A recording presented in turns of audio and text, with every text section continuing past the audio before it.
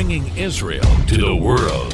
This is IBN News. With News of Israel, I'm Susan Michaels. Prime Minister Benjamin Netanyahu has announced that the state of emergency declared by the Health Ministry over the coronavirus outbreak will become legally binding, allowing police to enforce health directives under emergency orders.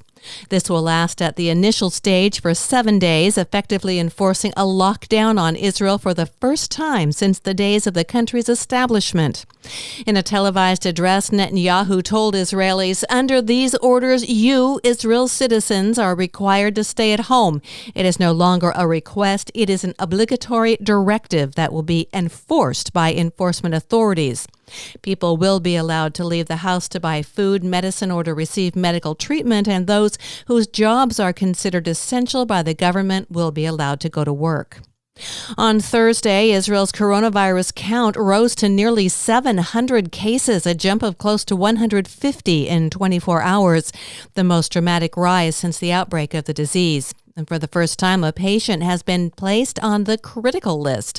The 89-year-old woman, believed to be the oldest coronavirus patient so far in Israel, was admitted to a Jerusalem hospital where her condition has gradually deteriorated. Meanwhile, 2 internal wards have been closed in the country after a number of doctors tested positive for COVID-19. On a brighter note, 14 patients have recovered and been released from hospitals. As coronavirus restrictions hit business, almost 400,000 people have registered as unemployed in Israel.